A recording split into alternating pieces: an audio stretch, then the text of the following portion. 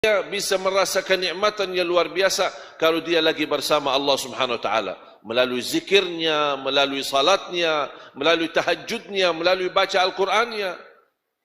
Beda.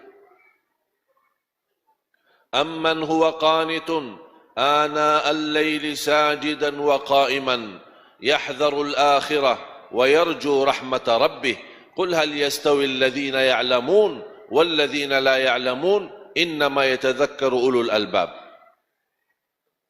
Allah Subhanahu wa taala memberikan gambaran bagaimana orang-orang yang berdiri di tengah malam, salat tahajud dengan rasa khusyuk, dengan rasa takut, dia mengharapkan rahmat Allah dan takut dari azab Allah dan berkeinginan selamat di akhirat.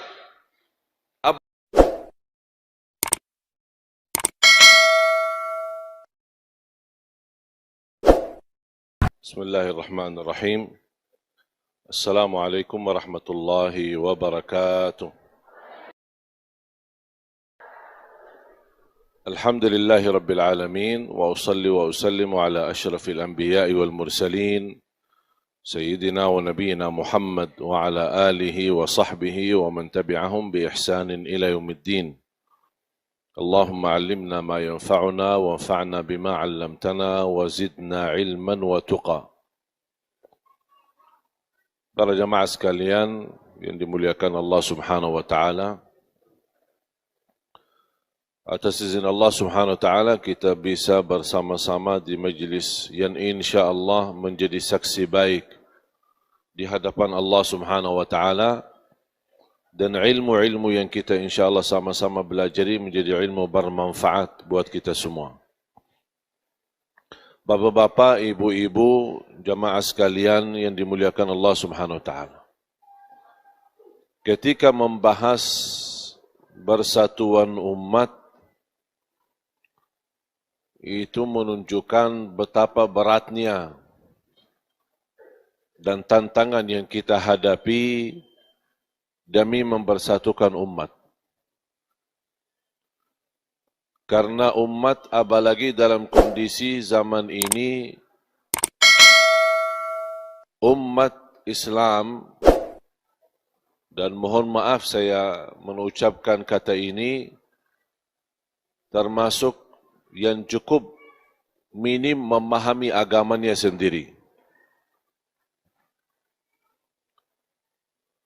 Banyak yang masih buta huruf, tidak bisa baca Al-Quran. Hal-hal yang utama dalam agamanya masih banyak yang tidak mengerti. Kewajiban-kewajibannya. Apalagi kalau kita membicarakan praktik, mengamalkan isi agama.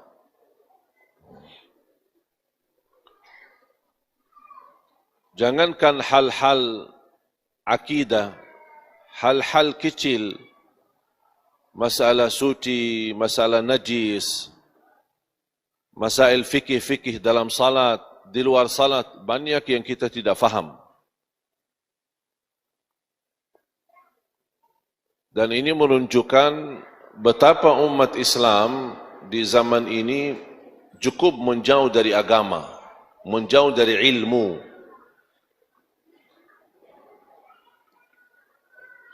Kalau mulai sedikit belajar dan sudah kenal kebenaran, dia merasa diri benar dan yang lain salah. Dan itu sudah salah niat. Apalagi yang niatnya belajar, saya ingin belajar supaya meluruskan umat. Jadi seolah-olah selama ini umat lagi bengkok, dia yang mau luruskan. Subhanallah, dahsyat, hebat.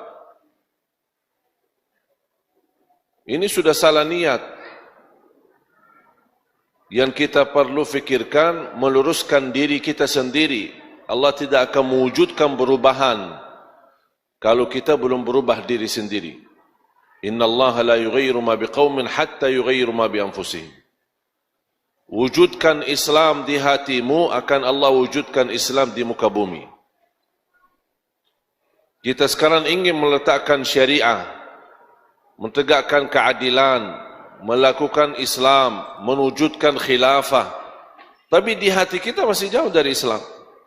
Bagaimana bisa terwujud? Allah tahu isi hati kita jauh dari Islam, jauh dari sifat sejahtera Islam, rahmatan lil alamin ya Islam. Bagaimana sifat karunia dan kemuliaan yang ada di Islam, kita masih jauh. Walaupun lidah kita bercita-cita untuk Islam, tidak cukup. Ucapan ini tidak cukup.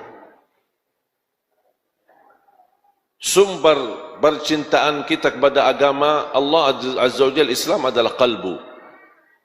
Kalau kalbu ini benar-benar cinta dan dia menamalkan segala sesuatu lillahi ta'ala, sebelum amalan badan kita memperhatikan amalan kalbu.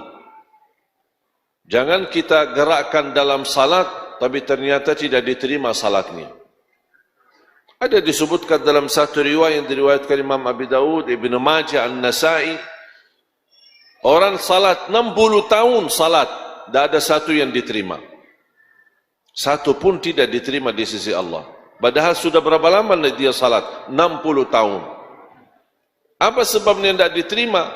Karena dia menghadapi Allah ketika dia lagi salat hanya gerakan badan. Dia tidak mengerti apa-apa daripada salat. Bacaannya tidak benar, dia tidak faham apa yang sunnah yang kita lakukan di dalam salatnya, belum lagi khusyuknya, belum lagi ikhlasnya. Makanya ada satu orang atau dua orang salat di saf pertama, sama-sama ruku', sama-sama sujud, sama-sama baca, bahkan sama-sama hafal. Tapi satu diterima, satu tidak diterima. Kok bisa jadi beda? Karena satu menghadapi Allah dengan hatinya. Tergerak dia ke masjid, tergerak dia bisa datang salat karena dia cinta kepada Allah. Bukan sebatas dia mendapatkan perintah, dia laksanakan perintah. Hanya tunaikan kewajiban. Atau bahasa lain, lepaskan diri daripada kewajiban. Banyak orang beribadah, Allah perintahkan, saya mau beribadah. Tapi tidak ada rasa cinta, kenapa saya beribadah? Apakah karena saya cinta atau hanya sebatas mau lepas tanggungjawab supaya nanti di hari kiamat Allah tidak tanya saya? Kenapa? Jadi takut ditanya, makanya mau lepaskan tanggungjawab, makanya melaksanakan ibadah. Beda jauh dan tidak sama di sisi Allah. Orang yang beribadah terdorong dia ibadahnya karena dia cinta kepada Allah. Dia mau dekat sama Allah, dia senang, dia bahagia. Dia merasa nikmat kalau sama Allah Azza wa Jal. Yasta'nis billah. Dia merasa bahagia, bisa merasakan nikmatan yang luar biasa kalau dia lagi bersama Allah Subhanahu wa ta'ala. Melalui zikirnya, melalui salatnya, melalui tahajudnya, melalui baca Al-Qurannya. Beda. Amman huwa qanitun ana al-layli sajidan wa qa'iman yahdharu al-akhirah ويرجو رحمة ربه قل هل يستوي الذين يعلمون والذين لا يعلمون إنما يتذكر أولو الألباب. Allah Subhanahu wa taala memberikan gambaran bagaimana orang-orang yang berdiri di tengah malam, salat tahajud dengan rasa khusyuk, dengan rasa takut, dia mengharapkan rahmat Allah dan takut dari azab Allah dan berkeinginan selamat di akhirat. Apakah orang yang tahu makna ini sama orang yang tidak tahu? Kata Allah, tidak mungkin bisa sama.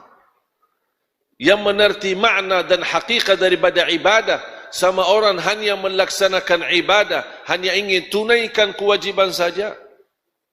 Kalau istilah hutang, bayar lunas. Ibadah bayar lunas sudah, tidak ada hutang lagi. Tapi bagaimana posisi kita di sisi Allah? Makanya ada sekelompok yang akan pertama masuk ke dalam neraka, ulama, hafizul Quran, dan orang-orang pahlawan atau orang-orang berjihad. Pemberani. Ditanya hari kiamat, bagaimana kalian dalam kehidupan di dunia? Aku berilmu, belajar ilmu, menyebarkan dakwah demi Allah Subhanahu wa taala, lillahi taala. Kata Allah Subhanahu wa taala, kadzabta, kamu dusta, berbohong. Kamu berdakwah, belajar ilmu sambil dapatkan gelar ulama, dapat gelar tinggi, supaya dipanggil dengan gelar tersebut. Bangga, senang, merasa nikmat. Makanya yang sudah niatnya seperti ini, ketika umat Islam diuji, dia tidak berani di depan. Tidak berani. Mengapa? Takut kehilangan jabatannya. Takut kehilangan lingkungannya. Takut kehilangan dukungannya. Orang-orang yang sayang, dia takut. Kalau saya jatuh, nanti tidak diundang lagi. Tidak diminta isi ceramah. Kalau tidak ada diminta isi ceramah, berarti tidak ada amplop. Kalau tidak ada amplopnya, berarti tidak ada uang. Dia sudah menggantungkan diri dengan lingkungan dan jamaahnya. Berarti dia bukan lillahi ta'ala. Dan itulah yang pertama akan masuk neraka, padahal dia ulama. Orang fikir orang mau berilmu gampang. Mau senang-senang belajar. Tapi hati-hati, luruskan niatnya. Niat perlu dijaga di awal amal, dan di pertengahan amal, dan di ujung amal, di akhir amal. Niatnya bukan hanya dari awal, nawaitu lillahi ta'ala, tapi pertengahannya mulai bengkok kanan kiri, tak jelas ke mana arahannya. Karena lupa menjaga niat yang sudah diawali dengan baik. Bahkan penutupannya, akhiri amalan kita dengan niat yang kita lakukan ini betul-betul murni karena Allah Subhanahu wa ta'ala. Hafizul Quran, penghafal Al-Quran, ditanya oleh Allah Subhanahu wa ta'ala hari kiamat, bagaimana? Saya Allah hafal Quran untukmu karena Allah Subhanahu wa ta'ala. Kata Allah, kadzabta, kamu bohong. Dusta, tidak benar. Kamu bilang membaca Al-Quran, menghafal Al-Quran supaya dipanggil hafiz. Senang dengan gelar hafiz. Di pojok dimuliakan, dorong jadi imam, senang. Saya hafiz. Bahaya itu. Makanya niat jamaah sekalian itu sangat sensitif. Dan beda ikhlas, riya sama syirik, bedanya sangat tipis. Kalau kita tidak berhati-hati niat, tidak menjaga niat, itu bisa hancur. Bisa amalan kecil, tapi niat baik, niat ikhlas, di sisi Allah jadi besar. Ada orang bangun musalla kecil musalla, mungkin hanya untuk beberapa orang. Tapi benar-benar lillahi ta'ala. Allah tahu niatnya. Ada orang bangun masjid megah besar, bisa memuat ribuan orang. Tapi supaya disebut-sebut, dipanggil, oh ini Pak, oh, luar biasa, Bapak bangun masjid besar, megah. Allah tahu isi hatinya. Ternyata yang bangun musalla kecil lebih besar di sisi Allah daripada masjid tersebut. Karena menghadap ikhlas itu amalan tidak diperlukan diperhatikan apa dia kecil atau besar. Kalau bagi ikhlas yang kecil aja bisa jadi besar. Apalagi yang besar bisa jadi lebih besar.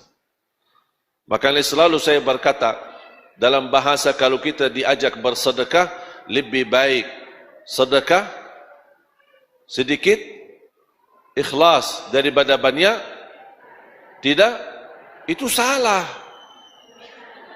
Seharusnya lebih baik banyak ikhlas daripada sedikit tidak ikhlas.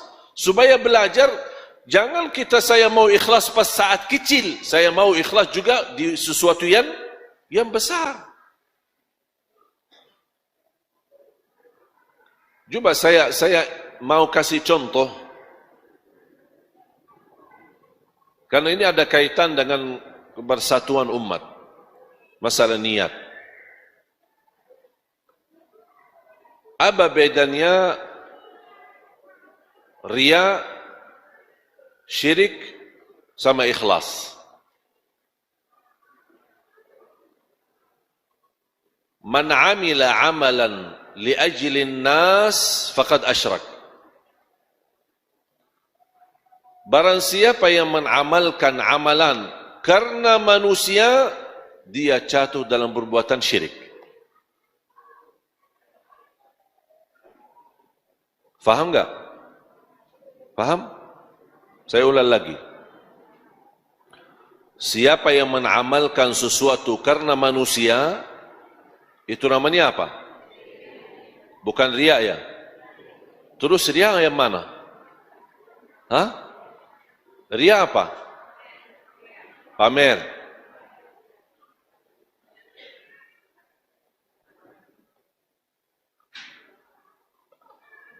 Yang disebut kata riya, barang siapa yang meninggalkan amal kebaikan karena manusia, itu riya. Menamalkan karena manusia, syirik. Meninggalkan amalan tersebut karena manusia, itu riya. Saya kasih contoh supaya jelas. Masuk masjid, bapa ahli masjid dan selalu di saf pertama. Sudah bertahun-tahun istiqomah jaga saf pertama. Sudah kebiasaan. Dan harus tahu yang di saf pertama tak mungkin bisa sama di sisi Allah sama yang di saf kedua. Tak bisa sama. Pasti beda. Di saf pertama beda sama yang saf kedua. Saf kedua beda lagi sama saf. Semakin dekat, semakin mulia. Semakin terjaga, semakin agung. Dan Rasulullah SAW cukup mendoakan orang yang salat di saf pertama sampai 3 kali. Ya Allah, rahmati saf pertama, rahmati ahli saf pertama, rahmati ahli, sampai 3 kali mendoakan. Itu menunjukkan sahabat saking memuliakan saf pertama, mereka kalau tidak berkesempatan atau barang datang beribut, anak duluan. Aku heran ketika melihat ada orang disuruh maju ke depan, tak apa-apa, bapak di depan aja, saya di sini. Kok ditawar-tawaran? Kita kesempatan dapat rahmat 3 kali didoakan, malah disuruh orang lain yang maju. Saya begitu melihat saya langsung maju. Tak mau menawar sama orang. Ini saf pertama, ku baki tawar-menawar sama orang. Kaum laki-laki, khairu sufufir rijal awwaluha. Khairu sufufir rijal awwaluha. Wa khairu sufufin nisa akhiruha. Sebaik-baik saf-saf laki-laki di awal, sebaik-baik saf wanita di akhir. Semakin di akhir semakin baik. Ya. Assalamualaikum. Maksud saya waktu salat, bukan ceramah. Di waktu salat. Jadi wanita semakin di akhir semakin, untuk apa? Supaya dia menjauh dari lingkungan laki-laki. Ini maksudnya waktu melaksanakan salatnya. Dan alhamdulillah di Indonesia biasa kalau pas waktu salat wanita di belakang, laki-laki di depan. Yang aku heran pas masuk Jumatan, masih jam 11, saya suka datang ke masjid jam 11, kadang-kadang setengah 11, lebih ramai duduk di belakang daripada di depan. Padahal di depan kosong. Sambil main handphone, ada yang tidur. Aku heran. Padahal pahala orang yang datang Jumat. Hadis sahih diriwayatkan Imam Abi Daud dan Imam Ahmad dalam musnadnya. Luar biasa pahala bagi orang-orang yang datang lebih awal hari Jumat. Dia dekat dengan mimbar. Dekat dengan mimbar. Mendengar khutbah. Bahkan dia jalan kaki dari rumahnya ke masjid. Dia datang jalan kaki, dia mandi sebelumnya, dia mandi, kemudian berpakaian yang bagus, kemudian wangi-wangian, sampai dia datang duluan, dia jalan kaki, tidak naik, kata Rasulullah SAW dalam hadis, yamshi walam yarkab, dia jalan dan tidak naik, artinya tidak naik motor, tidak naik apa-apa, jalan kaki. Akan mendapatkan setiap langkah, Juba, setiap langkah pahala, puasa dan qiyamul lail 1 tahun. Setiap langkah puasa, pahala puasa 1 tahun dan qiyamul lail 1 tahun. Berarti kalau dia jaraknya dari rumah ke masjid 100 langkah, silakan hitung. Kalau 1 langkah saja dihitung, 1 tahun puasa, 1 tahun qiyamul lail. Itu hanya bagi orang yang datang duluan, lebih awal. Subhanallah, luar biasa. Mendekat mimbar, mendengar khutbah, tidak berbicara, sampai khutbah selesai. Jadi banyak kesempatan, banyak luang dari agama kita bisa mendapatkan pahala yang begitu dahsyat walaupun amalannya sederhana, sedikit. Bapa di saf pertama sudah bertahun-tahun menjaga, dia cinta saf pertama. Jangankan saf pertama saja dia cinta, dia tidak pernah terlewat takbiratul ihram sama imam. Sebagaimana di hadis yang diriwayatkan Imam Tirmizi, man shalla 40 yawman la tafutu takbiratul ihram kutibat lahu bara'atan. Barang siapa yang salat 40 hari tidak terlepas takbiratul ihram, tidak tertinggal, imam Allahu Akbar, dia sudah standby Allahu Akbar. Selama berapa hari? 40 hari. Berarti 200 kali salat. Apa yang dia dapat? Dapat kebebasan dari neraka dan dari kemunafikan. Dan hal ini orang munafik tidak bisa. Makanya saya suruh mendorong jamaah, kalau mau tahu dirinya mukmin atau munafik, kira-kira gimana posisinya salat, khususnya takbiratul ihram. Suka dijaga atau tidak apa-apa sering masbuk? Nah, beda. Yang sering masbuk beda sama orang yang datang lebih awal. Tak mungkin sama di sisi Allah. Wallahi beda. Allah maha adil. Semua masuk surga insya Allah kita bersama-sama, itu karena karunia dan rahmat dari Allah. Tapi di dalam surga, tingkatan dalam surga itu masing-masing tergantung amal. Masuk surga tingkatannya ada yang di bawah, ada yang di tengah, ada yang di atas, paling atas bersama Nabi, bersama para sahabat, bersama waliullah, orang salih. Tidak mungkin sama, itu tergantung amalannya. Sejauh mana yang tahajud, sunnah qabliyah ba'diyah, salat duha, puasa Senin Kamis, menjaga bacaan Al-Quran, tak mungkin sama orang yang malas. Walaupun sama-sama masuk surga, kalau Allah berikan karunia dua-duanya masuk surga, tapi ada yang masuk surga tapi mampir dulu. Mau enggak mampir dulu? Hah? Mampir kemana? Ya neraka. La haula wa la quwwata illa billah. Jadi bapa itu menjaga saf pertama, tidak pernah melepas. Bertahun-tahun terdengar sampai ke kuping dia. Subhanallah, bapa itu luar biasa. Kami kenal sudah lama. Dia masih bertahan, kuat. Saf pertama selalu, tidak pernah telat.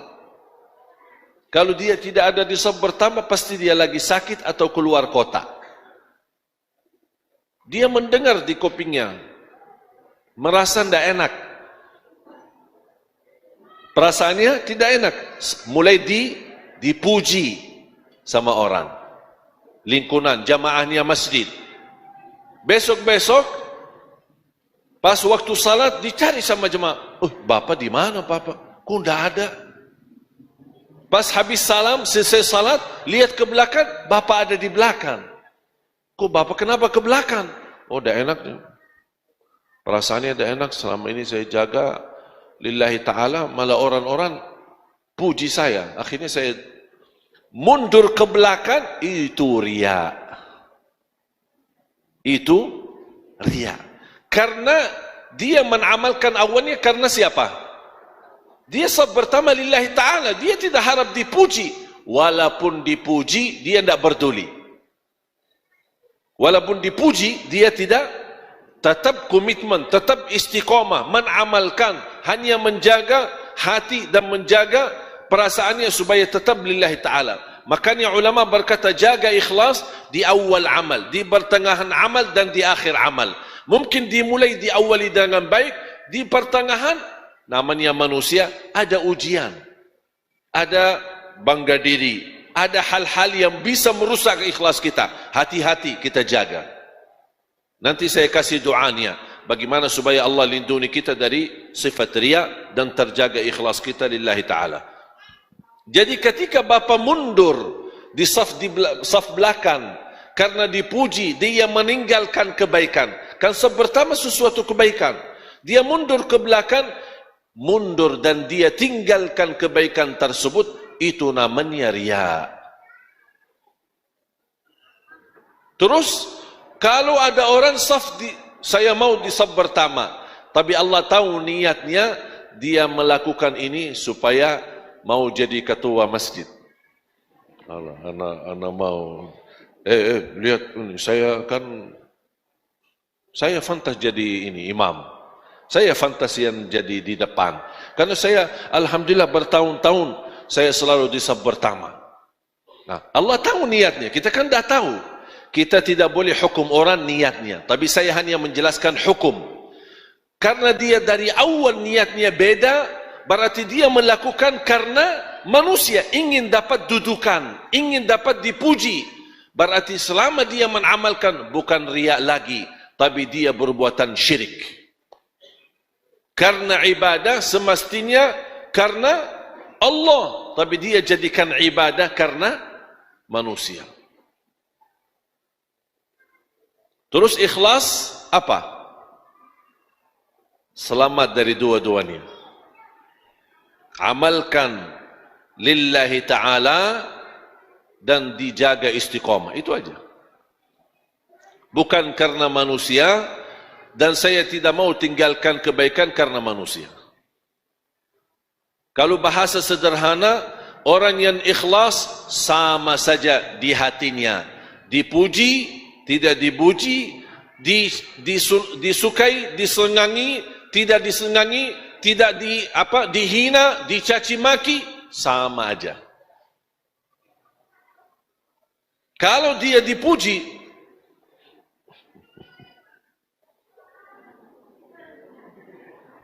senang dia, hatinya senang, merasa bangga, itu berarti hati-hati. Kalau pas dihina, dicaci maki, tersinggung, keras, sakit hatinya, oh hati-hati. Berarti dia sensitif, jauh dari ikhlas. Kalau orang yang ikhlas, tidak peduli. Tidak peduli. Yang hanya dia pedulikan adalah Allah senang. Kalau Allah senang, aku tidak peduli. Makanya ketika ada orang bertanya kemarin, aku suka berbuat kebaikan. Tapi kenapa teman-teman saya menilai perbuatan saya salah? Saya menjawab, kenapa kamu pusing? Sekarang kamu berkata, saya lakukan kebaikan lillahi ta'ala. Dinilai sama orang lain, nilai yang buruk. Atau buruk sangka. Urusan kamu apa? Kenapa kamu pusing fikirin dia? Kalau dia berburuk sangka, tidak usah peduli. Yang penting kamu tahu diri, saya menamalkan ini karena Allah. Orang lingkungan saya senang, lingkungan saya tidak senang, lingkungan itu mendekat, lingkungan itu menjauh, saya tidak peduli. Biarpun hidup sendiri, tapi amalan saya tahu, ikhlas lillahi ta'ala, tidak usah pedulikan manusia. Faham tak? Jamaah sekalian, hubungan kita sama manusia hanya saling mengisi, saling membagi kebaikan. Tapi kalau urusan kita sama Allah, jangan lipatkan manusia. Kalau ada sesuatu kita sama Allah, jangan mencari ridha manusia. Aku berdakwah, aku ingin mendapatkan masa yang banyak, aku ingin mendapatkan orang memuji cara dakwah saya, ada orang ini. Hati-hati. Berarti sudah tergeser dari kebenaran. Jangankan dia jatuh riya, bisa dia jatuh ke dalam syirik. Na'udzubillahi min zalik. Ada satu doa di hadis yang sahih yang dibacakan oleh Nabi Muhammad sallallahu alaihi wasallam. Dan menurut saya itu doa memohon perlindungan dari riya. Memohon perlindungan dari riya. Allahumma inni a'udzu bika an usyrika bika syai'an wa ana a'lam wa astaghfiruka lima la a'lam. Allahumma, coba sama-sama. Allahumma inni a'udzu bika an usyrika bika syai'an wa ana a'lam wa astaghfiruka lima la a'lam. Ya Allah, aku berlindung kepadamu dari segala perbuatan syirik yang saya tahu, dan aku istighfar dan memohon ampun dari perbuatan yang saya tidak tahu. Yang dimaksud apa? Berlindung kepada Allah dari perbuatan yang bisa menjatuhkan saya dengan sengaja kepada syirik, atau bisa menjatuhkan saya tidak sengaja dengan syirik.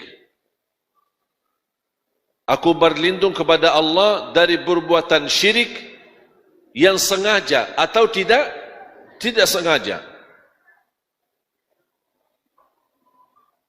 Apalagi hal-hal yang tidak sengaja. Kalau yang sengaja, insyaAllah kita memohon berlindungan. Dan insyaAllah kita orang mukmin tidak mau sengaja-sengaja dengan sungguh-sungguh kita melakukan syirik. Tidak ada orang mukmin sengaja melakukan syirik. Tapi kita memohon berlindungan. Tapi yang sering terjadi adalah sering kita jatuh dalam syirik, jatuh dalam riya, tapi kita tidak tahu, tidak sadar itu riya. Kita tidak sadar itu syirik. Makanya kita memohon istighfar, wa astaghfiruka lima la a'lam, memohon berlindungan Allah Subhanahu wa taala dari perbuatan yang salah atau salah niat atau salah berbuat. Allahumma inni a'udzu bika an usyrika bika syai'an wa ana a'lam wa astaghfiruka lima la a'lam. Bisa sebenarnya cari di Google doa berlindungan dari syirik, insyaallah keluar hadisnya, riwayatnya, mudah-mudahan bermanfaat. Doa ya muqallibal qulub tsabbit qalbi ala dinik, yang membola-balik hati, tetapkan hatiku atas agamamu. Ini doa termasuk sangat bagus. Rasulullah SAW sering membaca dan dijaga di dalam salatnya, di dalam sujud. Dan doa dalam sujud kapan saja boleh. Sujud pertama, sujud kedua, sujud rakaat pertama, sujud rakaat kedua, sampai sujud terakhir, semuanya boleh. Selama bersujud, bebas berdoa. Tapi kenapa kebanyakan dia doa di sujud terakhir? Mungkin dia khawatir kalau sering doa di setiap sujud, nanti dia salah hitung rakaatnya. Ada orang, pas dia bangun dari sujud karena panjang sujudnya, dia berdiri, aku di rakaat berapa ya? Nah, lupa. Makanya ada usulan dari ulama, jadikan doanya di sujud terakhir, supaya tahu habis itu, mau sudah langsung tahiyat dan salam. Tapi boleh enggak saya setiap sujud doa? Boleh. Rasulullah SAW bersabda, aqrab ma yakunul abdu ila rabbi wa huwa sajid. Sebagaimana hadis yang sahih, dekat posisi seorang hamba di sisi Allah, dekat sama Allah ketika dia dalam keadaan sujud. Fa'akthiru minad du'a, barbanyalah doa.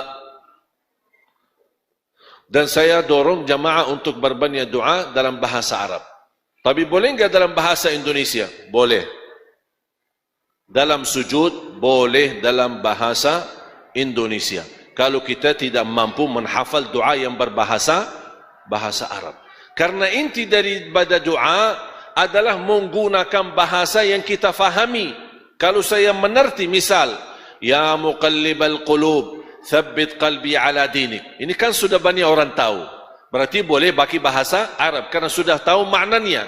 Contoh, Rabbana atina fid dunya hasanah wa fil akhirati hasanah wa qina adzaban nar. Ini kan bahasa Arab. Faham enggak artinya? Faham, berarti boleh gunakan dalam sujud. Allahumma ighfir li wa liwalidayya warhamhuma kama rabbayani shaghira. Ini bahasa Arab, tapi saya sudah faham. Berarti boleh digunakan dalam sujud. Tapi ada hajat-hajat, ada curhat, ada ingin mengungkapkan sesuatu, ada masalah yang kita hadapi, tidak faham doa bahasa Arab sesuai hajat kita. Boleh enggak saya gunakan bahasa Indonesia? boleh gunakan bahasa Indonesia. Yang jelas, yang tidak boleh mengganti bahasa adalah tuntunan salatnya. Misal, Al-Fatihah, Subhana Rabbiyal Azim dalam ruku', Subhana Rabbiyal A'la dalam sujud, kemudian tahiyat, tidak boleh diganti bahasa. Tapi kalau sudah tunaikan kewajibannya tersebut, selebihnya anda bebas. Tapi saya lebih cenderung kepada doa berbahasa Arab. Kalau memang hafal dan bisa, boleh. Bapak Ibu jamaah sekalian, kembali lagi kepada bahasan ikhlas. Kebersatuan umat sangat dibutuhkan. Bagaimana kita bisa bersama ikhlas? Yang mendorong kita mau bersatu dengan umat karena tujuan kita adalah mencari ridha Allah Subhanahu wa taala. Tidak ada kepentingan, tidak ada kemaslahatan, tidak ada keinginan dunia. Dan alhamdulillah Allah berikan kepada kita karunia di Indonesia. Di dalam beberapa kasus ketika kita menghadapi tantangan dan ujian, bela Islam, bela Al-Quran, kemudian untuk saudara kita di Palestina, alhamdulillah terlihat betapa umat Islam Indonesia luar biasa bersatu. Tamatan alumni Al-Azhar, alumni University Madinah, alumni Hadramaut Yaman, alumni Sudan, alumni dari mana-mana, beda-beda pendapat, beda-beda pemahaman, beda-beda aliran, tapi bisa mereka di satu panggung, di satu bersama-sama untuk Islam. Dan ini yang kita harapkan, bisa terjadi berbeda di antara kita, itu hal wajar. Jangan harap Bapak Ibu, tolong fahami ini, jangan harap Bapak Ibu satu saat umat Islam bisa bersatu dalam satu pandangan.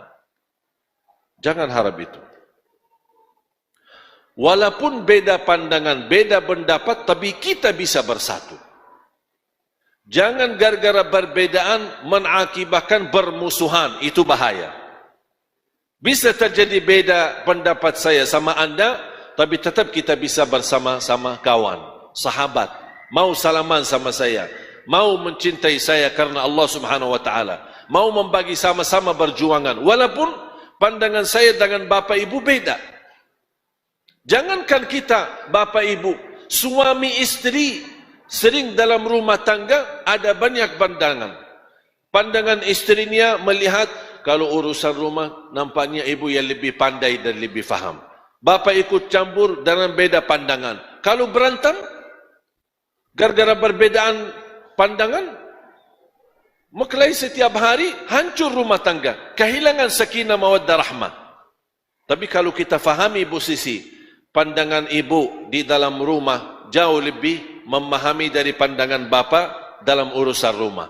Tapi dalam urusan keluar rumah, bapa lebih pandai, lebih bijaksana daripada urusan ibu. Makanya kita harus saling mengerti, saling memahami bagaimana posisi, dan kita simpankan posisi masing-masing di tempatnya yang benar. Jamaah sekalian dimuliakan Allah Subhanahu wa taala. Mulai di Indonesia beredar persoalan yang mengakibatkan perpecahan. Dan sebab kita, kalau kita kembali mengetahui dan mendalami isinya, ternyata hal-hal kecil sebenarnya. Perbedaan yang terjadi di tengah kita. Sedangkan perbedaan bukan baru sekarang, tapi ada dari zaman Nabi Muhammad sallallahu alaihi wasallam. Ada yang berkata dalam hal fikih wajar kalau kita beda pendapat. Ada mazhab Syafi'i, ada mazhab Maliki, ada Hambali, ada Hanafi. Kalau dari segi turutannya Hanafi, Maliki, Syafi'i, baru Hambali. Karena Hanafi di zaman awal, kemudian baru habis Imam Hanafi, Abu Hanifah, kemudian Imam Maliki, habis Imam Maliki, bersama Imam Syafi'i. Imam Syafi'i belajar sama Imam Maliki, kemudian Imam Ahmad Hambali. Dan Imam Ahmad Hambali pun sempat belajar sama Imam Syafi'i. Dan subhanallah, dengan berbeda pandangan, saya tidak pernah baca buku Imam Maliki protes sama Imam Syafi'i. Padahal Imam Syafi'i murid sejati Imam Maliki, murid terdekat Imam Maliki, tapi tidak pernah protes. Dan pernah Imam Malik berkata, ini murid durhaka. Habis sudah belajar bersama saya, kok dia bikin mazhab sendiri? Ya beda pandangan. Dan kita harus fahami, ketika muncul berbeda pandangan, bukan berarti beda Quran dan beda hadis. Sama, Imam Malik punya Quran, sama dengan Quran yang ada di Imam Syafi'i. Tapi kenapa kok bisa menjadi perbedaan? Karena beda memahami ayat tersebut. Dan ini justru menunjukkan perbedaan di dalam agama kita adalah menunjukkan betapa luas ilmu agama dan betapa ilmu agama sangat kaya dengan ilmu pemahaman. Kita tidak butuh orang-orang yang banyak ilmunya, tapi dia tidak faham bagaimana bisa menyesuaikan ilmu untuk lingkungan. Bahkan saya baca buku, sangat membuat saya kaget membaca sebuah buku. Memang sayang sekali belum ada bahasa Indonesia. Nama judulnya Al-Imam Syafi'i wa madhhabuhu al-qadim wa madhhabuhu al-jadid. Imam Syafi'i dan mazhabnya yang lama sama mazhab yang baru. Dari judulnya saja kaget, kok tak konsisten Imam Syafi'i? So ada yang lama, ada yang baru, kok ganti-ganti? Ternyata ketika beliau hidup di Mesir, beda dengan lingkungan hidup di Irak. Makanya beda pendapat. Dia bisa, saking besar ilmunya, cerdas Imam Syafi'i, dia bisa menyesuaikan agama sesuai kebutuhan masyarakat di tempat tertentu. Dan saya yakin kalau Imam Syafi'i masih hidup sampai sekarang, datang ke Indonesia, ada mazhab yang ketiga, yang cocok dengan orang Indonesia. Karena Islam ini, sejarah prinsip tidak berubah, tapi sejarah hukum bisa berubah sesuai keadaan tertentu. Misal kunut. Kunut Rasulullah SAW mengamalkan kunut. Sekian lama kemudian habis itu tinggalkan. Makanya ulama ada yang pendapat kunut boleh. Ada yang bilang tidak boleh karena Rasul tinggalkan. Imam Hasan al-Basri ketika ditanya kunut, dia menjawab, dilakukan baik, tidak dilakukan baik. Selesai masalah. Mau kunut boleh, tidak mau kunut boleh. Saya punya kebiasaan kalau masuk masjid diminta salat subuh jadi imam, saya tanya jamaahnya, maaf ketua, ini bagi kunut enggak masjid ini? Oh kami bagi kunut. Oh udah saya kunut. Pak ini masih bagi kunut enggak? Oh kami enggak bagi kunut, enggak biasa bagi kunut. Udah saya tidak kunut. Masa saya seharusnya pendapat bagi kunut, maksa-maksa masjid yang tidak biasa kunut, saya harus bagi kunut. Ribut lagi nanti sama jamaah masjid. Apa masjid ini jahar bismillah? Ya, jahar bismillah. Saya jahar bismillah. Apa masjid ini bismillah sir? Ya, kami sir di sini. Ya, saya sir bismillah. Tidak. Kenapa ribut-ribut? Nah, saya datang ke masjid tidak bagi kunut. Maaf Pak, saya jadi imam dan saya mau bagi kunut. Kalau Bapak dah mau, silahkan ganti jamaah yang lain. Kita yang datang bukan masjid kita. Ribut lagi. Subhanallah. Jangan fanatik terhadap pendapat kita. Dan ingat ada satu kaidah Imam Syafi'i berkata, Ra'yi sawabun yahtamilul khata' wa ra'yu ghairi khata'un yahtamilul sawab. Pendapatku benar bisa jadi salah, pendapat orang lain salah bisa jadi benar. Tolong hafal. Pendapatku benar bisa jadi salah. Pendapat orang lain salah bisa jadi benar. Apa yang saya sampaikan selama ini, saya percaya dan yakin tidak bakal 100% diterima sama jamaah. Tidak mungkin 100%. Ada orang yang ikut pendapatku karena dia memang senang sama saya. Ini beda niat kan? Karena dia tidak mau mengikuti mana yang benar atau mana yang salah, tapi dia karena dia senang sama guru tersebut, senang sama ustaz ini, makanya dia ikutin.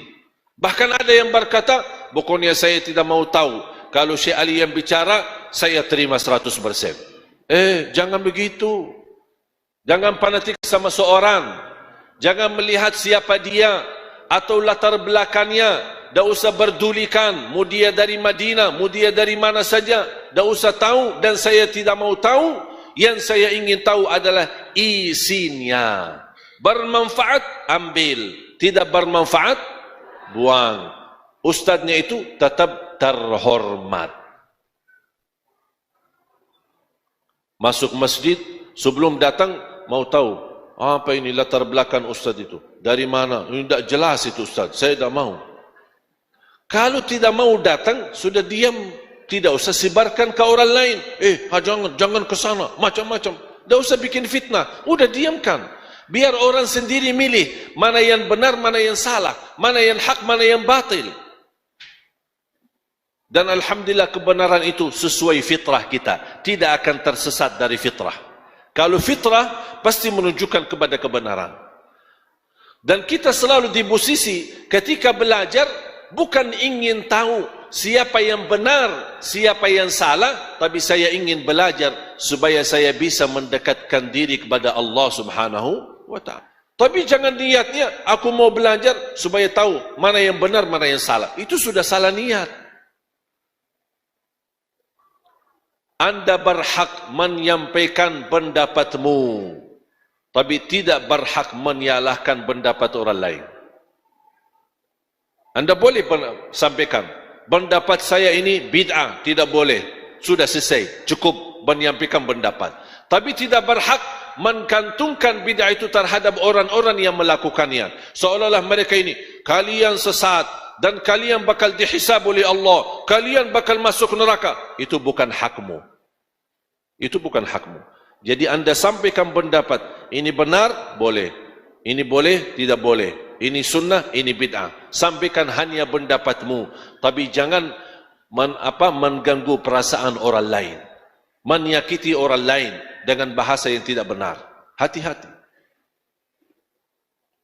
Jangan harap satu saat NU sama Muhammadiyah bisa bersatu dalam satu pandangan. Tapi kita bisa bersatu untuk merapatkan saf-saf kita. Jamaah sekalian, kekuatan umat Islam bukan dari segi jumlah. Tapi kekuatan kita, bagaimana kita mampu merapatkan saf kita. Sebagaimana bisa merapatkan saf kita di masjid, kita bisa merapatkan saf kita di luar masjid.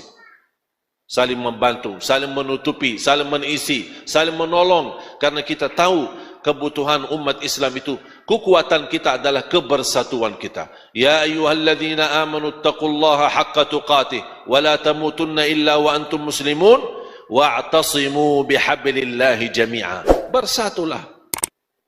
Megang teguh dengan Alkitab dan sunnah Nabi Muhammad SAW, ajaran Islam. Kita tahu dan kita selalu membaca raditu billahi rabba wa bil islami dina wa bi Muhammadin nabiyyan wa rasulah. Dan ketika muncul dalam perbedaan di tengah kita, kita ingat ada kelompok manusia yang jauh lebih mulia dari kita, jauh lebih suci dari kita.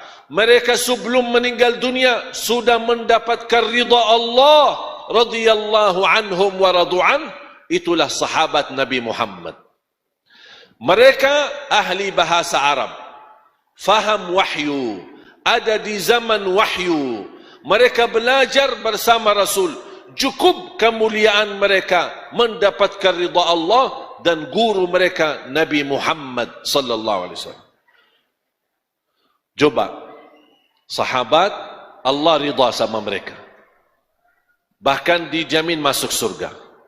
Sebelum wafat, kira-kira perasaan mereka apa ketika datang Rasulullah SAW kepada mereka? Kalian masuk surga, si fulan masuk surga, si fulan masuk surga, si fulan masuk surga. Kira-kira di malam itu ketika habis mendengar berita gembira dari Rasulullah SAW, dia masih hidup, kira-kira perasaannya apa ketika dia tidur? Perasaannya apa Siti Aisyah radhiyallahu anha ketika datangnya Nabi Muhammad SAW? Dia berkata, wahai Aisyah, ada titipan salam. Dari siapa?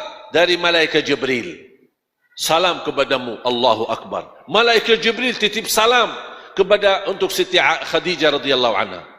Dan tambah lagi kata Rasulullah SAW, dan malaikat Jibril berkata, ada titipan salam untuk Khadijah dari Allah Subhanahu wa taala. Allah kirim salam untuk Siti Khadijah. Kira-kira perasaannya apa habis dia mendapatkan titipan salam dari Allah? Kira-kira di malam itu tidurnya bagaimana? Ini sahabat yang mendapatkan keistimewaan yang luar biasa, mengerti bahasa wahyu, tapi terjadi perbedaan di antara mereka. Bahkan yang saya kagumi ketika mempelajari sejarah sahabat, ketika seorang sahabat didatangin orang bertanya soal agama, bagaimana hukum ini misalnya. Kemudian habis dia bertanya si fulan, dia mencari sahabat yang lain, bagaimana pendapatmu? Sahabat yang lain bertanya, apakah kamu sudah bertanya yang lain? Kata orang itu, aku sudah bertanya si fulan sahabat. Apa kata sahabat yang kedua? Jawabanku sama dengan jawaban si fulan. Kadang-kadang ada orang jamaah suka mencari pandangan dan perbedaan. Saya setiap ada orang mengajukan pertanyaan, apalagi dalam hal perbedaan, saya suka bertanya, maaf, antum sudah bertanya sama kiai-kiai atau ustaz? Sudah. Terus kenapa tanya saya lagi? Ingin cari tahu. Jawaban mereka sama dengan jawaban saya. Wassalamualaikum. Sudah selesai. Jangan diberikan kesempatan orang hanya ingin cari tahu, nanti akhir ujungnya menjadi fitnah. Oh, ternyata ini jawabannya benar, berarti dia membenarkan satu dan menjatuhkan ustaz yang lain. Itu tidak boleh. Saya kemarin terima ada kiriman WA. Saya tidak tahu dan saya tidak sempat mendengar isinya. Terlihat dari judulnya, dia kirimkan ke saya WA, waspadalah dari pemikiran Syekh Ali Jabir. Begitu saya melihat, saya tidak mau buka linknya.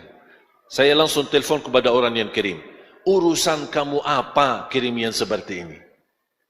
Apa syaitan tidak punya orang lain mewakili untuk bikin fitnah? Kamu jadi sekarang berwakilan dari syaitan menyebarkan fitnah. Udah tidak usah tahu. Tidak, saya cuma ingin beritahu Syekh supaya hati-hati sama Ustaz si fulan. Apa urusan saya sama Ustaz? Mau senang-senang dia mau caci maki saya, dia mau hina saya, urusan dia nanti sama Allah. Inna ilaina iyabahum thumma inna alaina hisabum. Saya bukan orang yang menghisab manusia. Bebas dia mau bicara apa saja. Prinsip saya satu, sebagaimana saya belajar sama guru saya. Kalau ada orang memberikan komentar, saya berdoa, ya Allah, kalau apa yang disampaikan si fulan benar, ternyata saya salah, ampunilah kesalahan saya. Ya Allah, ternyata komentar dia tidak benar, ampunilah dia. Sudah selesai. Kita saling mendoakan. Nah, harus saya balas. Dia ngomong ini, saya balas lagi. Dia balas bicara lagi. Dia berantem. Nah, habis. Dah bakal habis. Sampai kapan? Besok dia terbitkan buku kesesatan si fulan. Saya balas lagi. Membalas buku lagi. Aduh, fisik umat, tenaga umat, pemikiran umat dihancurkan untuk saling mendapat dan saling menghancurkan. Mengapa? Makanya orang Yahudi ketawain kita. Dilihat umat Islam saling berantam masalah urusan-urusan kecil. Sedangkan sahabat terjadi perbedaan. Ada satu cerita. Rasulullah SAW perintahkan golongan sahabat untuk salat asar di Bani Quraidah. Mohon Bapak Ibu fahami cerita ini.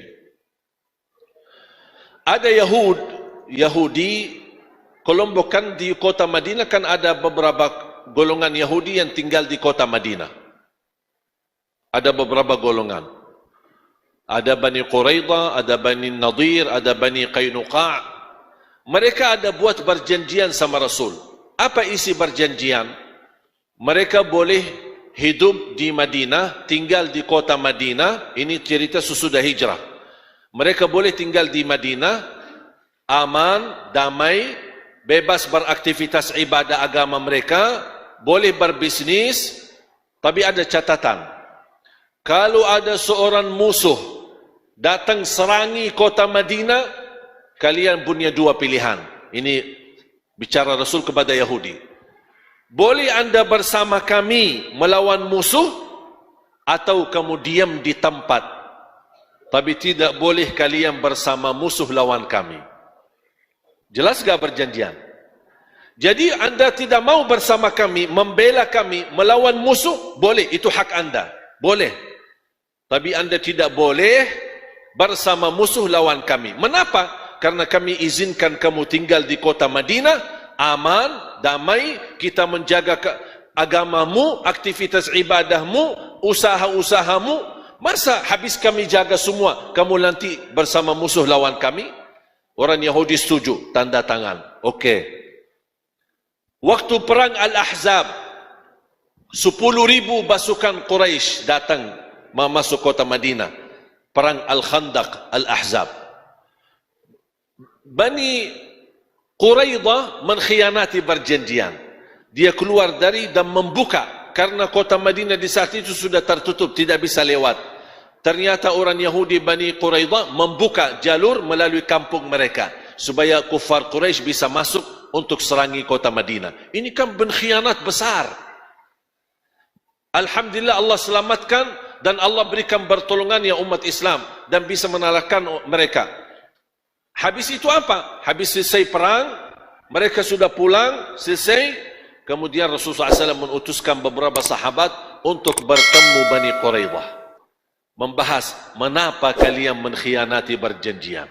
Karena mengkhianati perjanjian itu, di dalam perjanjian hukumannya adalah mati. Rasulullah SAW kirimkan sahabat, kalian salat asar di Bani Quraidah. Salat asar di Bani, maksudnya apa? Di kampung Bani Quraidah. Perjalanan dari Masjid Nabawi ke kampung Bani Quraidah cukup jauh. Mereka habis salat zuhur bersama Rasul, mereka jalan. Dalam perjalanan, tiba waktu asar. Terjadilah berbeda pandangan di antara sahabat. Pecah menjadi dua golongan. Satu, salat asar di jalan. Yang kedua, tidak mau salat asar di jalan. Dan dia berkata, aku ikuti perintah Rasul, salat asar di kampung Bani Quraidah. Udah, selesai masalah. Habis selesai jalan, melanjut. Selesai tugas, pulang. Ketika mereka sampai ke kampung Bani Quraidah, golongan yang kedua yang belum salat asar, ketika mereka tiba di Bani Quraidah, sudah tiba waktu maghrib. Asar belum, maghrib sudah tiba. Mereka melaksanakan salat asar qadha, kemudian salat maghrib. Habis selesai tugas, mereka pulang, bertemu Rasul. Ya Rasulullah, terjadi perbedaan di antara kita di dalam perjalanan. Kelompok A salat asar, karena salat di awal waktu lebih baik. Yang golongan kedua tidak mau, karena mengikuti perintahmu ya Rasulullah, salat asar di Bani Quraidah. Kira-kira ya Rasulullah, siapa di antara kita yang benar? Rasul menjawab, dua-duanya benar. Satu perintah, tapi beda pandangan. Tidak ada perbedaan, ini sumber perintah Nabi Muhammad. Tidak ada perbedaan, itu hadis. Tidak ada perbedaan, itu diucapkan oleh Rasul. Tapi yang terjadi perbedaan, memahami perintah tersebut. Bagaimana bisa dipraktik, bagaimana bisa diamalkan, itulah yang menjadi perbedaan. Dan Rasulullah SAW membenarkan dua-duanya. Sekarang, mohon maaf Bapak Ibu, kita tidak punya Rasul. Kita tidak punya Nabi Muhammad. Kalau ada masalah perbedaan, kita datang, ya Rasulullah, mohon maaf, ada perbedaan, siapa yang benar? Kalau Rasul masih ada, dan dia berkata, yang benar A, boleh, atau yang benar B, kita ikutin. Tapi Rasul tidak ada. Berarti terimalah perbedaan yang ada. Kalau anda sudah memilih salah satunya, dengan merasa itu yang benar, tidak berhak untuk menyalahkan yang lain. Jangankan masalah fikih, ini kan masalah fikih, berbeda di antara sahabat. Bapak Ibu, masalah akidah pernah terjadi berbeda di antara sahabat. Ada orang berkata, ini kan akidah usul, ini akidah dasar agama, kita harus bersatu, tidak boleh berbeda pandangan dalam akidah. Akidah ada usul, ada furu'. Tidak semua usul, ada usul, ada furu'. Sama dengan fikih, ada usul, ada furu'. Di dalam perbedaan sahabat pernah terjadi dalam furu' akidah berbeda pendapat. Apa persoalan akidah berbeda pendapat di antara sahabat? Apakah Nabi Muhammad waktu Isra Mi'raj sudah melihat Allah atau tidak? Sudah melihat Allah atau tidak? Kira-kira apa? Kita tahu Isra Mi'raj, Nabi Muhammad dari Makkah ke Madinah, betul? Dari Makkah ke Masjidil Aqsa, betul? Percaya? Dari Masjidil Aqsa ke mana? Langit ketujuh, inda sidratil al-muntaha. Dari disitulah bertemu dengan Allah. Pertanyaan saya, apakah bertemu Allah langsung atau hanya melihat cahaya Allah? Ayo, yang berkata langsung angkat tangan. Nabi Muhammad berjumpa langsung sama Allah. Angkat tangan, jangan malu-malu, dah apa-apa. Dah apa-apa.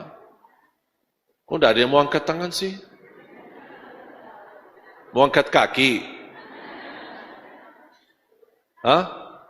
Yang melihat, Rasul melihat Allah langsung. Yang setuju angkat tangan. Oh, di belakang ini, lumayan. Terus yang berkata, Nabi Muhammad tidak bertemu Allah, tapi bertemu cahaya Allah. Angkat tangan. Oh, ini beda pandangan, ini kan berbeda pendapat. Menurut Abdullah bin Abbas radhiyallahu anhuma, Rasulullah SAW bertemu Allah langsung. Menurut Siti Aisyah, Nabi Muhammad tidak bertemu Allah, tapi bertemu cahaya Allah. Itu kan berbeda pendapat. Tapi saya tidak pernah dengar Siti Aisyah menyesatkan Abdullah bin Abbas, atau Abdullah bin Abbas menyalahkan Siti Aisyah. Apalagi perbedaan itu tidak ada kaitan dengan keselamatan kita di akhirat. Misal contoh, beredar satu kabar atau satu rekaman membahas masalah orang tua. Orang tua Nabi Muhammad. Yang bisa jawab insyaAllah saya kasih hadiah. Orang tua Nabi Muhammad masuk surga atau masuk neraka? Ayo. Yang kata masuk surga angkat tangan. Yang kata masuk neraka angkat tangan.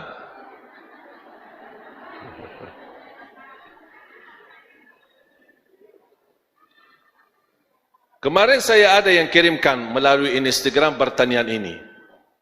Bagaimana orang tua, posisi orang tua Nabi Muhammad SAW? Apa masuk neraka atau masuk surga?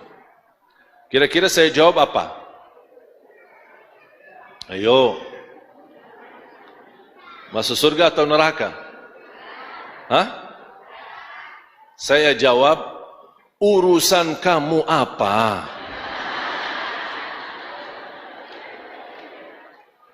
Ini namanya dalam agama, ilmu tidak ada manfaatnya kita tahu.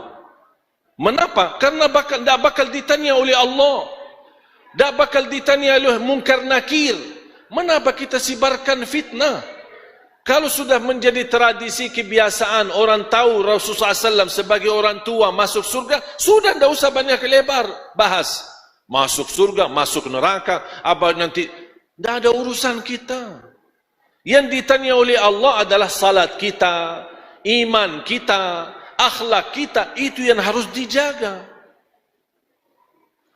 Karena ini bisa menimbulkan fitnah, kehancuran umat. Itu gara-gara persoalan yang seperti ini. Karena menurut saya, persoalan ini adalah persoalan yang sensitif.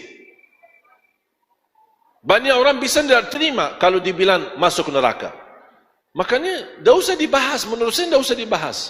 Saya sering diajukan, tidak mau saya jawab. Karena itu bukan dalam area bertanggung jawab kita.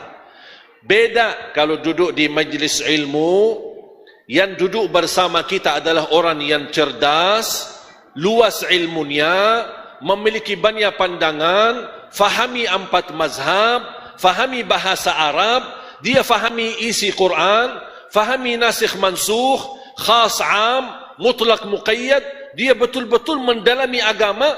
Kita di sini dialog. Ayo kita bersama-sama, karena semua faham. Tapi bagi orang awam, apa yang mau dibahas? Apa yang mau dibahas?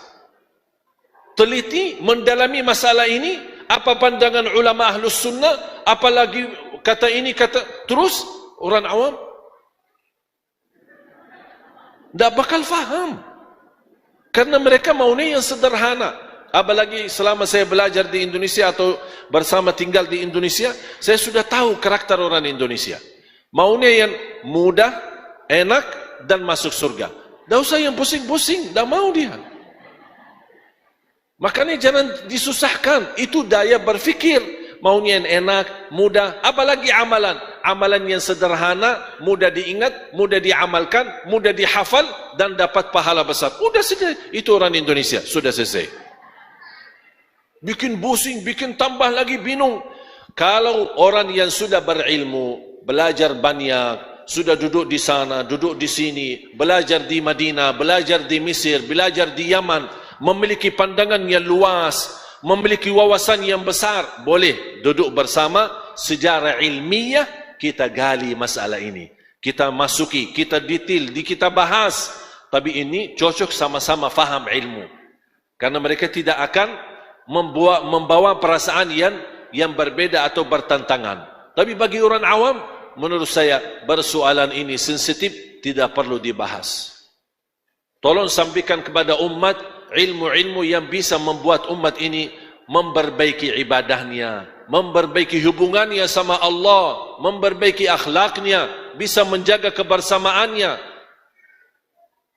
Dan banyak contoh-contoh perbedaan-perbedaan di antara para sahabat, perbedaan-perbedaan di antara para ulama, termasuk perbedaan di antara mazhab sendiri, para mazhab sendiri, banyak. Saya akhiri satu contoh.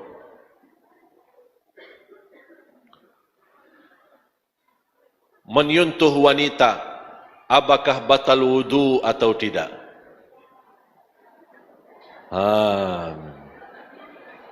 Ayo jawab. Saya sebenarnya ingin akhiri cerita ini.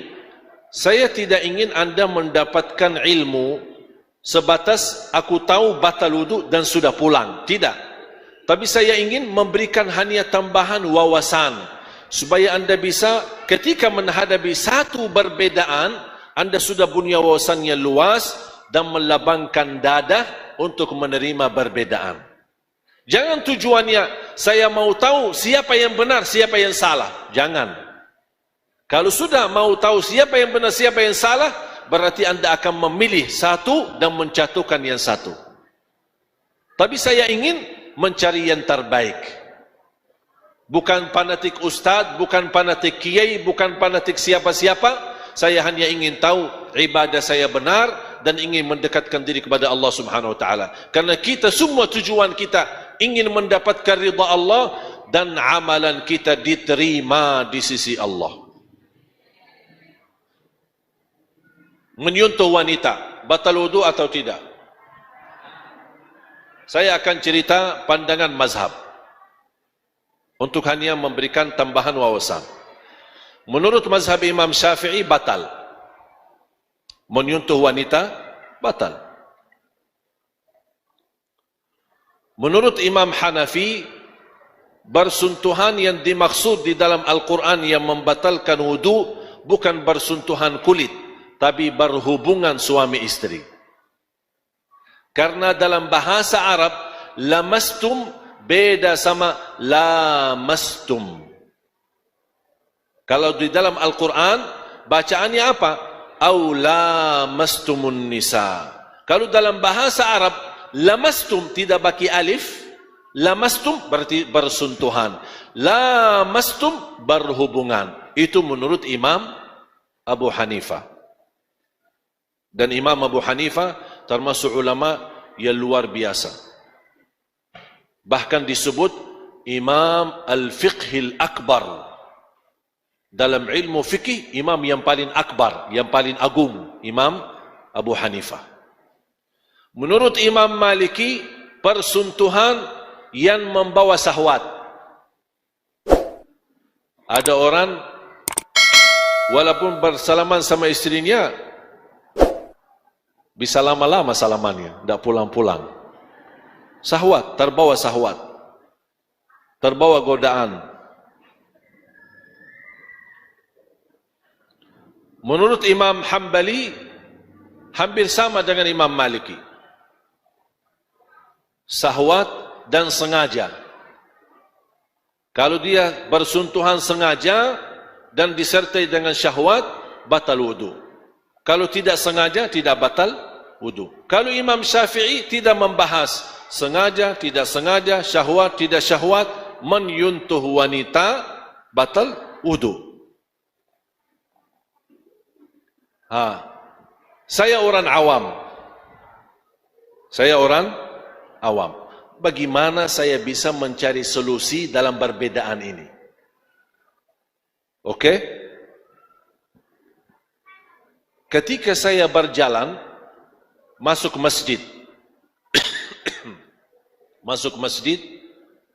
tanpa sengaja menyentuh wanita pas di depan pintu masjid. Atau ada jemaah yang pingin foto kan, biasa penggemar ibu-ibu kan. Jadi pas mau maksa foto-foto, tersentuh.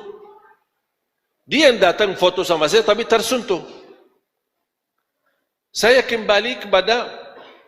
sebagai orang awam kembali kepada hati.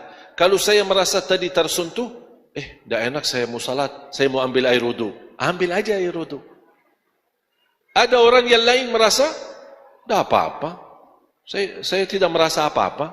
Maksudnya persentuhan itu saya tidak sengaja begitu. Jadi saya merasa tidak perlu ambil air wudu. Saya langsung masuk ke masjid. Boleh enggak? Ya boleh. Dia tidak ada merasa sesuatu yang aneh gitu. Biasa-biasa aja.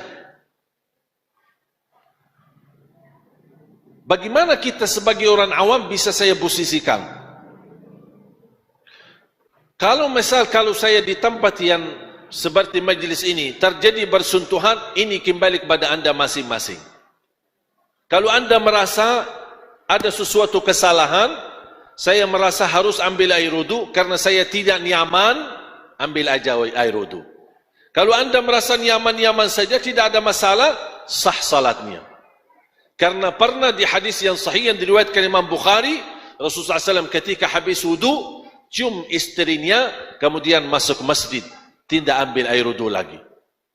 Walaupun hadis ini muncul berbeda pendapat antara ulama, tidak bisa disamakan orang manusia biasa sama Nabi Muhammad.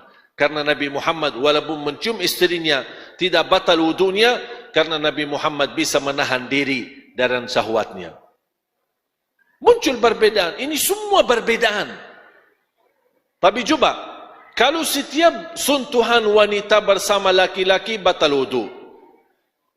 Kalau ada orang pendapat, mohon maaf Ustaz, ana tak terima.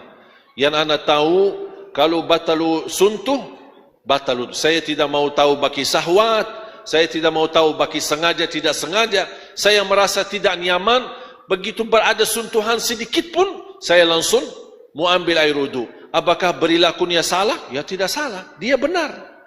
Tapi saya mengajukan pertanyaan kepada dia. Bagaimana posisi bapak kalau lagi di tawaf? Pas umrah dan tawaf. Kan ada banyak kan? Laki perempuan tercampur. Dan setiap bapak pasti membawa istri, mendorong istrinya. Tak bisa kita menjaga ada lingkungan kanan kiri jamaah. Tersentuh. Gimana posisi bapak? Apakah setiap bersentuhan di saat wudu, tawaf, kita mau ambil air wudu? Gimana? Kan dia tadi kan protes. Dia mau setiap bersentuhan harus ambil air wudu. Saya sekarang bertanya, gimana posisi bapak kalau lagi di area Ka'bah sedang tawaf? Ribuan orang kanan kiri.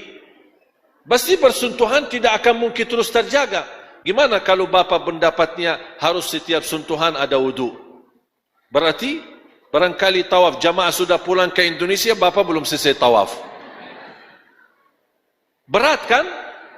Saya sebagai orang awam ingat, la yukallifullahu nafsan illa usaha. Prinsip agama mudah, tidak ada yang membebani kita. Kalau ada sesuatu yang bisa menimbulkan sifat beban, berarti bukan dari agama. Ini kaidahnya untuk orang awam. Berarti kalau anda di masjid seperti ini, tidak bisa disamakan hukum sebagaimana kita lagi di tawaf. Jadi mohon maaf, bisa berlaku mazhab Imam Syafi'i di sini, tapi belum tentu bisa berlaku mazhab Imam Syafi'i ketika kita di tawaf. Mengapa? Bukan karena saya suka Imam Syafi'i atau tidak senang Imam Syafi'i, tapi karena prinsip agama, la yukallifullahu nafsan illa wus'aha. Prinsip agama memberi yang termudah, selama yang termudah itu tidak berdosa. Bahkan Rasulullah SAW ketika diberikan tawaran, pasti Rasulullah SAW memberi yang termudah bagi umatnya. Karena Rasul tidak ingin umatnya dibebankan dengan ibadah. Faham? Berarti jamaah sekalian, kita masih butuh banyak belajar. Banyak belajar. Bisa satu ayat, terjadi banyak berbeda pemahaman. Satu ayat, tapi beda menimbulkan hukum dan pemahaman. Saya baca hukum fikih masalah jama' kasar. Kapan boleh jama', tidak boleh kasar. Kapan boleh kasar, tidak boleh jama'. Kapan boleh jama' dan kasar. Tahu enggak saya ketemu apa? 42 berbeda pendapat. 42 berbeda pendapat. Artinya apa?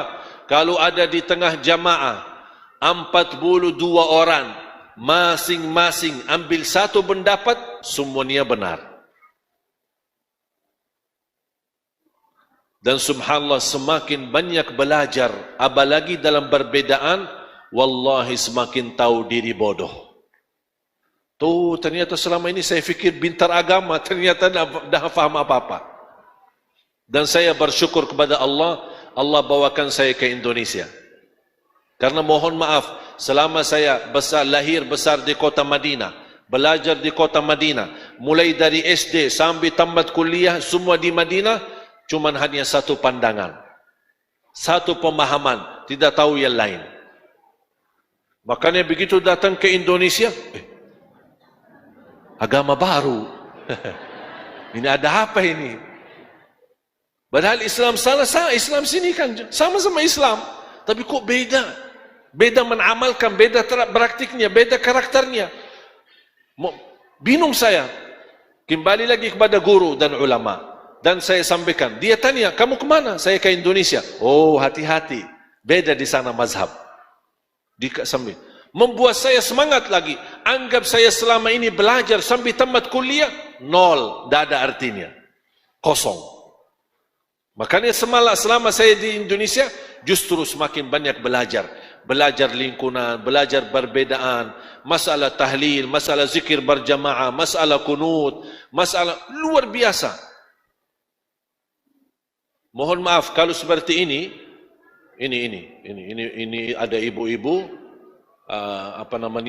bapak-bapak, ini kan hampir sama, walaupun ada batas. Kalau di Arab, ini sesuatu mungkar besar. Mungkar besar ini. Makanya kalau saya misal kita hadir acara begini, saya tidak bisa foto dan kirim ke grup ulama-ulama saya. Langsung semua diprotes ini. Saya dimarahin. Kok kamu duduk di depan ibu-ibu? Marah dia. Dia tahu-tahu di sini kebiasaan beda sama di sana. Jadi tidak bisa disamakan. Contoh sederhana, kalau di sini hormati ulama bagaimana? Biasanya cium tangan, ada yang cium tangan, ada yang tidak. Menurut saya mencium tangan, tidak mencium tangan itu bukan sesuatu persoalan. Tapi kira-kira boleh enggak kalau misal bapak-bapak bertemu seorang kiai atau habib yang usianya tua dan ulama besar, pas bertemu beliau mau mencium kepalanya, boleh enggak? Sopan enggak? Enggak sopan. Oh, kalau di Arab yang enggak sopan malah mencium tangannya. Justru yang sopan mencium kepalanya. Apalagi kalau ulamanya tinggi, orang yang datang mau salaman malah pendek. Gitu. Itu sudah biasa. Dari mana saya bisa tahu kalau saya tidak ada di Indonesia? Begitu saya datang ke Indonesia, orang pertama ketemu, saya dah mau salah, karena dah biasa. Bukan masalah hukum, boleh atau tidak boleh, cuma masalah kebudayaan, tidak biasa. Tapi lama-lama,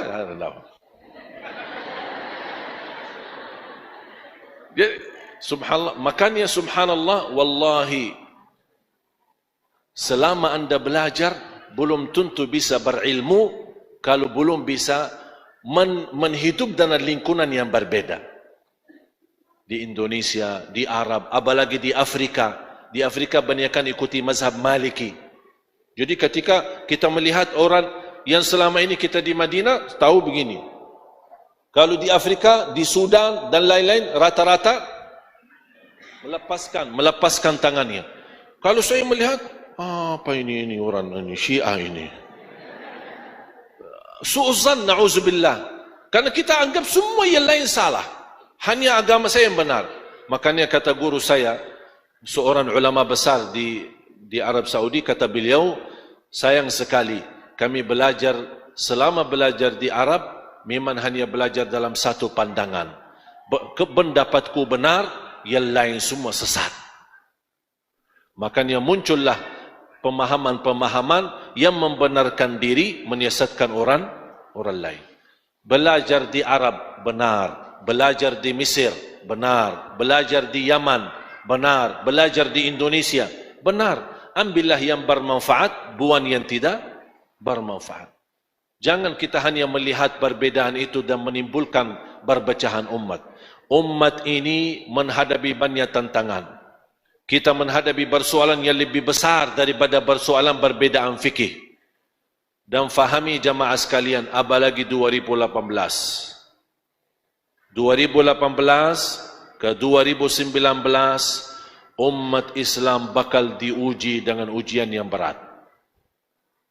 Ulama bakal difitnah, habaib bakal dipecahkan. Banyak tantangan yang kita hadapi. Waspadalah, hati-hati. Kita tidak mau mengikuti bermacam-macam fitnah, tapi kita berdoa mudah-mudahan Allah lindungi ulama kita. Mudah-mudahan yang saya percaya, yang cerdas faham apa yang saya maksud. 2018 bakal jadi tahun yang terburuk untuk umat Islam. Bagaimana musalah faham, benar faham, itu terserah masing-masing. Tapi ingat, ini tidak akan berlalu biasa. 2018 bakal banyak tantangan yang kita hadapi. Dan yang membuat kita punya harapan dan kekuatan adalah kebersamaan kita. Bersamaan. Ada orang membawa isu fitnah, tolak. Jangan kita menjadi orang yang menyebarkan fitnah. Terlanjur kita terima di WA kita berita fitnah. Ulama, habaib, ada selingkuh, ada ini A, ada I, B. Kita tidak tahu kebenarannya, tidak tahu hakikat berita ini. Kalau sudah terlanjur kita baca, jangan coba-coba menyebarkan. Fitnah, kata Umar bin Khattab radhiyallahu anhu, salah satu mengingkari kemungkaran, diamkan di tempat, jangan disebarkan. Kadang-kadang kita merasa tersakiti, makanya kita sebarkan. Ini kurang ajar itu orang, kita sebar, terlibat dalam fitnah. Jangan disebarkan. Udah, dan kita doa, na'udzubillahi min dzalik. Hasbunallah wa ni'mal wakil. La haula wa la quwata illa billahil aliyil azim. Karena mudah-mudahan dengan kekuatan kita menutupi sesama. Tidak ada yang tidak salah. Saya punya salah. Para habaib punya salah. Para kiai punya salah. Semua punya salah. Semua ulama ada yang punya salah. Tak semua benar.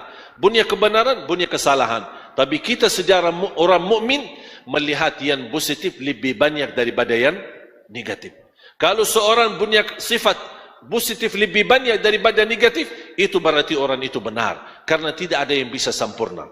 Yang maksum dari kesalahan Nabi Muhammad SAW. Yang lain bisa semua salah.